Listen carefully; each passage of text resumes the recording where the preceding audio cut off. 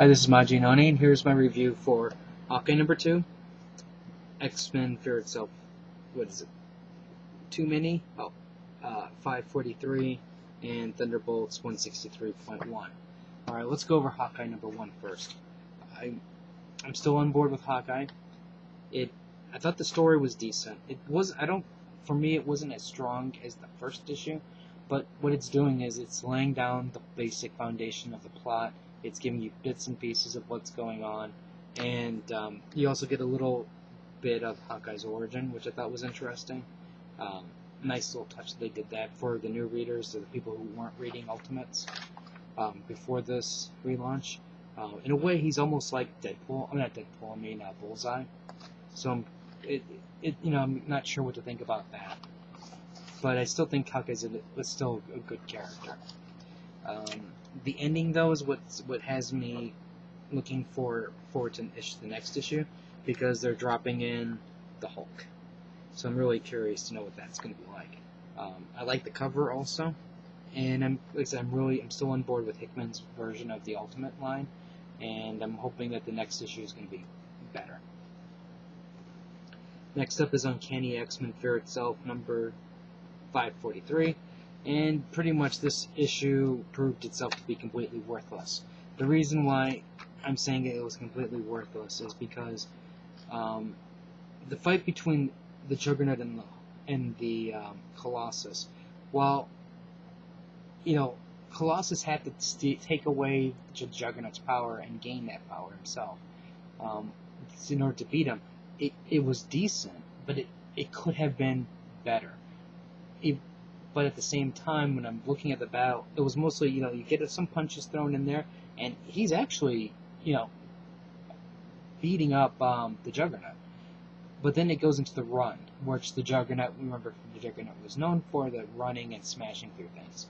And that's where it kind of took it a little bit too far, I thought. And then you lost a little bit from there. In a way, the only thing Fear Itself was actually good for is the fact that they're setting the stage for depowering the Juggernaut when all this nonsense is over, and now Colossus has that power. So they've given that to it. I thought the part here where they're talking about, Cyclops is talking to the mayor and saying, well, we knew you were going to basically betray us, and then I thought this part was, like Cyclops playing the I'm a good guy, but I have Magneto and he would have killed you type thing. And I don't know. I think you guys know how I feel about the Fear Itself titles, and especially these tie-ins. And while more things happened, it was just negated because they summoned the Juggernaut away before he can die. So I was like, thank you for wasting my time completely. I think to really make me go, what the hell did I just read? They should have had Colossus take him out and kill him. That would have made me basically sit up in my chair and go, did I just read what I read? And I would back up and I'd reread the issue again to make sure that I did not miss something. But they did the old save thing. They called the Juggernaut away, so this way he can be there for the final fight. And then actually, if they did kill the Juggernaut, this would have validated this miniseries entirely as a true Fear Itself tie-in.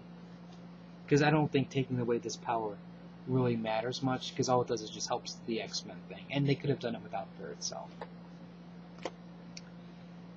Next up is Thunderbolts 163.1.